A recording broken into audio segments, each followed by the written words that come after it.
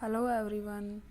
तो हम कर रहे थे इलेक्ट्रिक क्वाड्रुपोल मूवमेंट, चतुर्ध्रुव आघूर्ण। ठीक है, तो हमारे पास क्या आया था, जो P2 था, जो क्वाड्रुपोल मूवमेंट था, वो था हमारे पास integration 3r² cos square theta minus r² rho dv। ठीक है, यहाँ से जो z था, z पैरामीटर था, वो r cos थीटा था। ठीक है, तो हमारे पास P2 क्या आया था, 3z² minus r² rho dv। Clear, इतना हमने कर लिया था। इसी में हम 3 केस देखेंगे। जो हमारा केस फर्स्ट है, r² क्या है सबको पता है, x² plus y² plus z²। ठीक है, लेकिन जब हम इस पेयर को ले रहे थे वो z डायरेक्शन में पोलराइज ले रहे थे। ठीक, तो केस फर्स्ट होता है। केस फर्स्ट में हम क्या मानेंगे, जो x equal to Y equal to Z, ये हमारा केस फर्स्ट है। मतलब जो r² है वो 3z² के बराबर हो, ये केस फर्स्ट है। जो 3z² है वो r² के इक्वल हो। ठीक है, तो हमारे पास जो P2 है, P2 या फिर इसको बोले Q। ठीक है, Q क्वाड्रुपोल मोमेंट को Q से डिनोट कर रहे हैं, P2 की जगह Q से।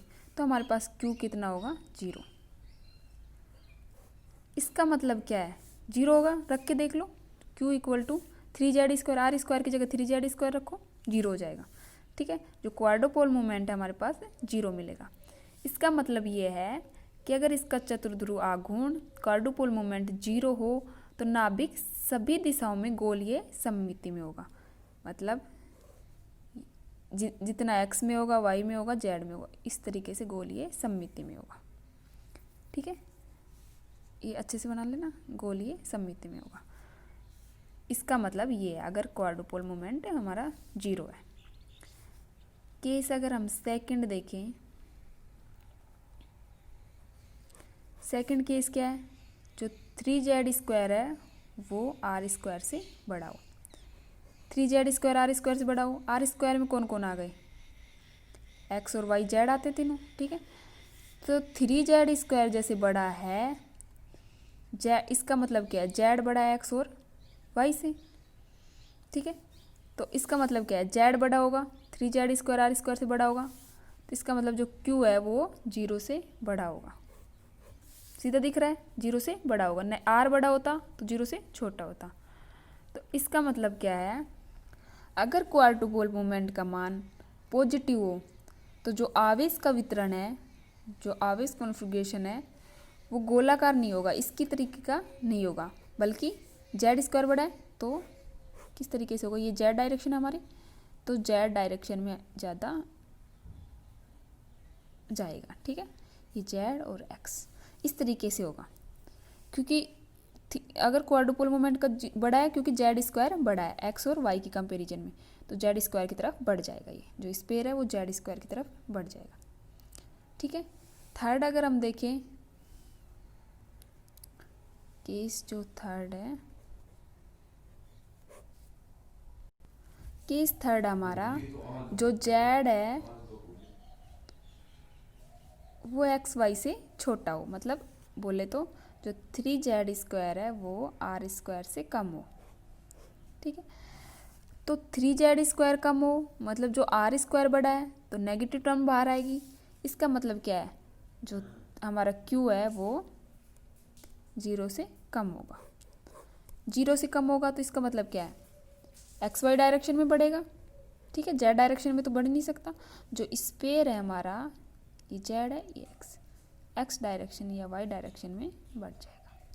ठीक है, इस तरीके से मिलेगा। क्लियर, जो ठीक अगर इसका q का मान 0 हो क्वाड्रुपोल मोमेंट का, तो एक सममिति के रूप में मिलेगा इस पे। अगर z बड़ा हो तो इस टाइप से मिलेगा, z x की ओर बढ़ा हुआ, और अगर एक्स वाई बड़ा हो तो ये x डायरेक्शन में बढ़ा हुआ स्पेयर मिलेगा। ठीक है, अगर q का मान 0 से कम हो। इसके बाद हम देखते हैं एक क्वेश्चन देखते क्वाड्रुपल मोमेंट पे। ठीक है, वो कंप्लीट हो गए अपने केस, 3 ही केस थे, तीनों केस कंप्लीट हो गए। नेक्स्ट हम एक क्वेश्चन देखते हैं।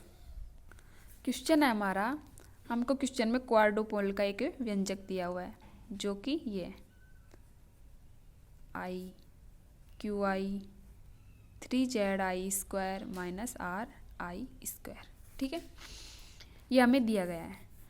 जो QI RI जो ZI है वो जो न्यूक्लियस है उसके प्रोटॉन के आवेश है।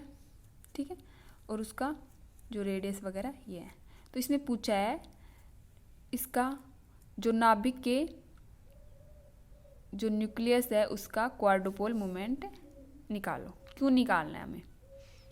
ठीक है, क्यों दिया भी हुआ है और हमें कंडीशन दी हुई है। कंडीशन में क्वेश्चन दिए हुए हैं, हमारा क्वेश्चन है।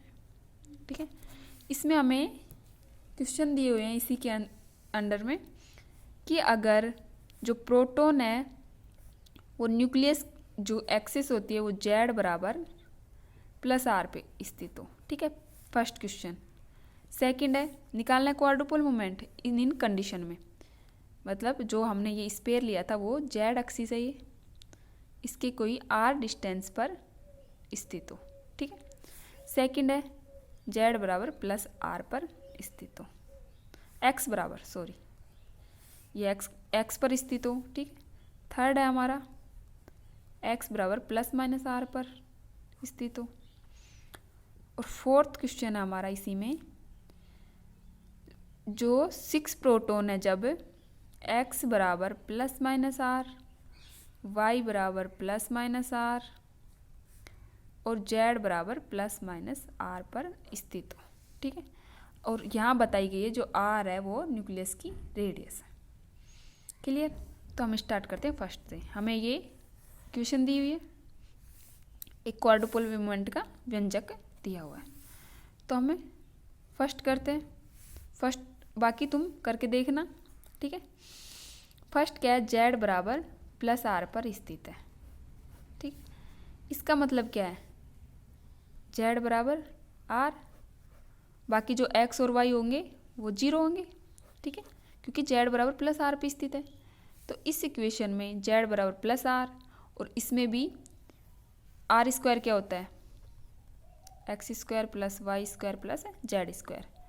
तो R² बराबर ये 0 क्योंकि X Y 0 है, इस कंडीशन में ये 0 है, R² बराबर Z²।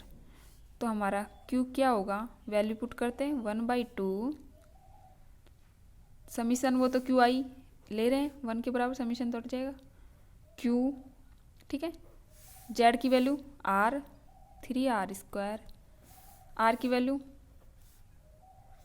और Z भी क्या है हमारा R है, तो ये भी R² हो जाएगा। तो Z की वैल्यू R²। ठीक है, तो 1/2 Q × 2R², 2 से 2 कैंसिल, तो क्वाड्रुपल मोमेंट हमारा क्या आ गया, QR²। कर दोगे ऐसे छोटे क्वेश्चन? सेकंड और देख लो। सेकंड क्वेश्चन में X बराबर +R पे स्थित हो। ठीक है, तो X बराबर +R पे स्थित होने का मतलब क्या है, Z बराबर 0 है इसमें। ठीक है, तो Z बराबर 0 है, Y बराबर 0 है, तो जो R² होगा वो क्या होगा, X² + Y² + Z² होता है। ये 0 ये 0, R² बराबर क्या होगा, X² और X के मान क्या है R, तो ये R²। ठीक है, तो इसमें Z की जगह इसमें पुट करते हैं Q बराबर 1/2, समीशन साइन तो हट जाएगा, एक वैल्यू के लिए ले रहे हैं, I बराबर 1। ठीक है, तो Q 3Z², 3 × 0, Z की मान 0 है। ठीक है, माइनस जो RI कितना है R² X² के बराबर है, तो ये क्या हो गया 1/2 माइनस साइन आएगा, ये QR²। तो ये हमारे पास क्वाड्रुपल मोमेंट Q की वैल्यू आ गई जब X बराबर +R स्थित हो। ठीक है, जब X बराबर +R या फिर -R, दोनों के लिए, +R के लिए तो निकाल लिया, +R और -R दोनों पे स्थित हो तो दोनों का योग होगा। जैसे +R के लिए जो निकाला इसका और -R पे जो निकालेंगे उसके लिए दोनों का योग होगा। ठीक है, तो तुम ये क्वेश्चन करना कल, और नेक्स्ट हम ये अगर करना कोशिश करना हो तो, नहीं तो कल करवाते हैं, ठीक है। तो यहाँ तक कोई समझ में नहीं आए तो बता देना। Okay, now bye bye.